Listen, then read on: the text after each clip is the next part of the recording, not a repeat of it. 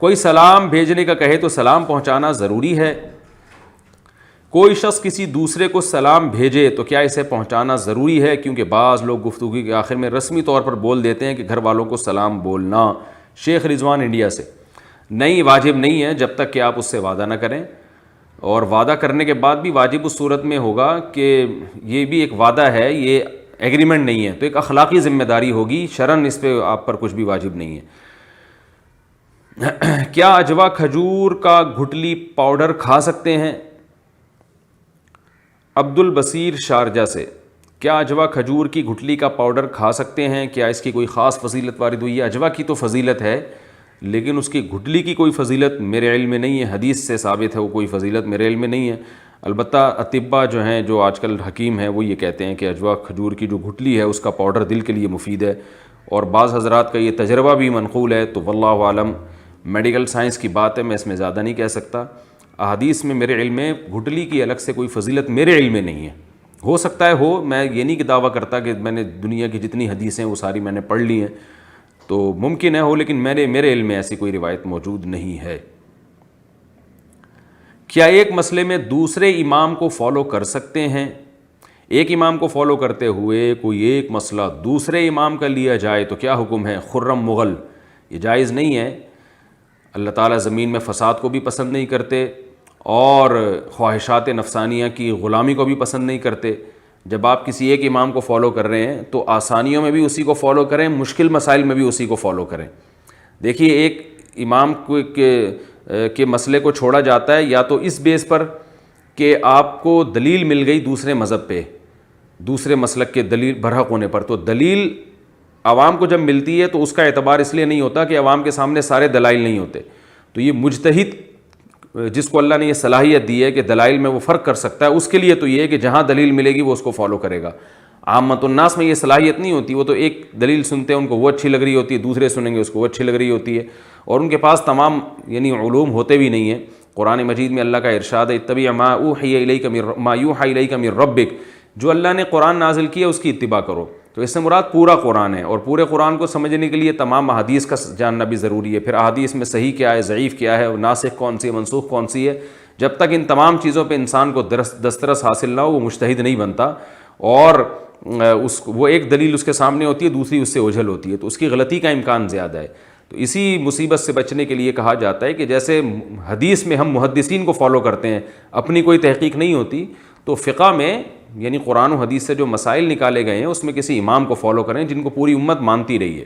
جیسے حدیث میں امام بخاری کو امام مانا گیا ہے، تو فقہ میں امام ابو حنیفہ کو، امام شافعی، امام مالک اور احمد بن حنبل رحمہم اللہ کو امام مانا گیا ہے. تو امت کی گواہی سے ان کا مجتہد ہونا ثابت ہے، اور انہوں نے مسائل کا استنباط کیا ہے. تو ان میں سے کسی ایک کو فالو کریں. ایک ہی مسئلے میں آدھا اس کو آدھا اس کو، یہ دین ایک کھچڑی بن جائے گی، چونچو کا مربع بن جائے گا. یہ جائز نہیں ہے، یہ عقل کے بھی بالکل خلاف ہے. غیر مسلموں سے تعویذ کرانے کا حکم. بنت عبداللہ میرپور خاص سے. ہمارے گاؤں میں اکثر لوگ غیر مسلموں سے تعویذ بھی کراتے ہیں اور مزاروں پر اور عاملین کے پاس بھی جاتے ہیں. اکثر ایسے لوگ ہمارے پاس قرض لینے آئیں تو کیا ان لوگوں کو قرض یا صدقہ خیرات دینا جائز ہوگا؟ نیز انہیں کس طرح تبلیغ کرنی چاہیے کہ وہ ان چیزوں سے باز آ جائیں؟ غیر مسلم سے تعویذ لینا بالکل بھی جائز نہیں ہے، اس لیے کہ تعویذ ویسے ہی ایک تو کمزور ایمان والے لوگوں کا کام ہوتا ہے، تعویذ گنڈوں میں پڑھنا. یہ تو ہم لوگوں کو مسلمانوں سے بھی تعویذ لینے سے منع کرتے ہیں کہ جائز ہر جائز کام کرنے کا نہیں ہوتا.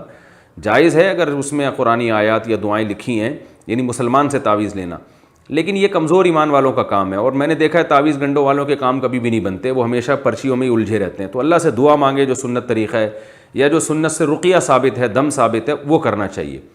باقی غیر مسلم سے تعویذ لینا تو بالکل جائز نہیں ہے، دو وجہ سے. نمبر ایک، اس بات کا بہت خطرہ ہوتا ہے کہ وہ شرکیہ تعویذ بنا کے دیں. دوسرا، اگر وہ شرکیہ تعویذ نہ بھی دیں تو خطرہ یہ ہوتا ہے کہ آپ کا کام اللہ نے اپنی مرضی سے کر دیا، اللہ کی قدرت سے ہو گیا، تو آپ کے دل میں اس غیر مسلم کی عقیدت پیدا ہوگی اور اس کے مذہب سے انسیت پیدا ہوگی.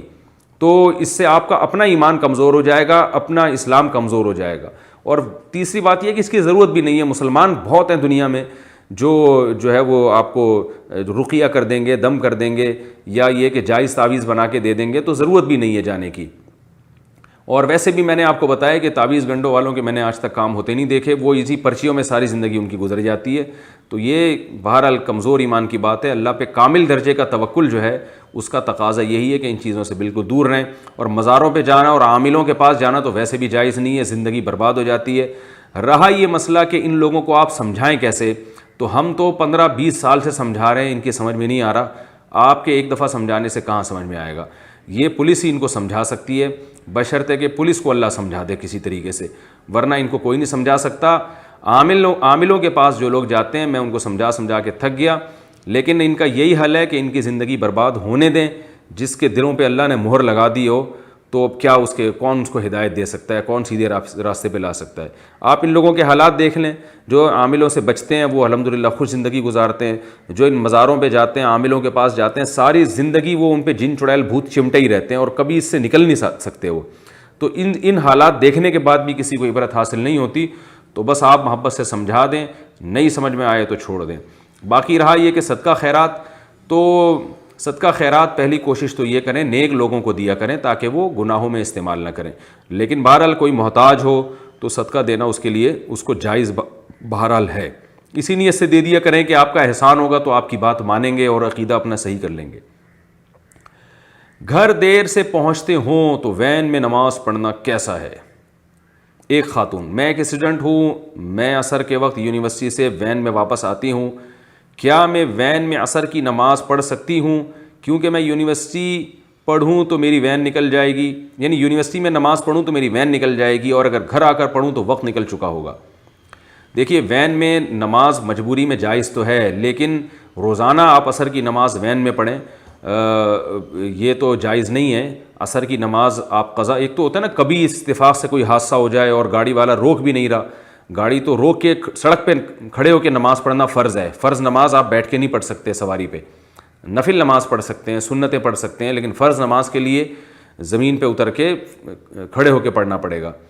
یا چلتی ہوئی گاڑی میں اگر کہیں جگہ ہے, گرنے کا خطرہ نہیں ہے, تو وہاں کھڑے ہو کر نماز پڑھنی پڑے گی. تو اگر کبھی اس کے خلاف ہو گیا اور اتفاق سے گاڑی والا روک نہیں رہا تو پھر تو ٹھیک ہے, مجبوری میں جائز ہے. لیکن نارملی یہ آپ نے روٹین بنا لینا جائز نہیں ہے. تو آپ یا تو ایسا کریں کہ عصر جو ہے شافعی وقت پہ جلدی پڑھ لیں یونیورسٹی میں, کیونکہ ہمارے ہاں ہندوستان اور پاکستان میں جو بر صغیر میں عصر کا وقت ہے وہ دیر سے شروع ہوتا ہے, جو امام ابو حنیفہ کا رحمہ اللہ تعالیٰ کا قول ہے, اور افضل وقت تو یہی ہے. لیکن اس کی بھی گنجائش ہے کہ اگر نماز قضا ہونے کا خطرہ ہے تو آپ مثل اول پہ نماز پڑھ لیں. آپ یعنی ایپ ڈاؤن لوڈ کر لیں, اس میں عصر جو شافعی وقت کے مطابق عصر کا ٹائم ہے نا وہ دیکھ لیں کس وقت شروع ہو رہا ہے. تو امید ہے کہ اس وقت عصر کا وقت داخل ہو چکا ہوگا, تو اس وقت یونیورسٹی میں آپ 4 رکعتیں پڑھیں, پھر وین میں سوار ہو جائیں آپ. لیکن اس طرح جائز نہیں ہے آپ اپنی وین کا ٹائم تبدیل کریں. اگر آپ کو شافعی وقت کے مطابق بھی عصر نہیں پڑھ سک رہی ہیں تو پھر یہ تو روزانہ آپ نماز عصر پوری جو ہے نا آپ کی گول ہو رہی ہے اس میں, تو اس کے پھر کچھ اس کی بیٹھ کے فکر کریں کہ جو ہے کس طریقے سے آپ نے نماز کی بھی حفاظت کرنی اور وین کی ٹائمنگ کو کسی طرح سے چینج کریں آپ.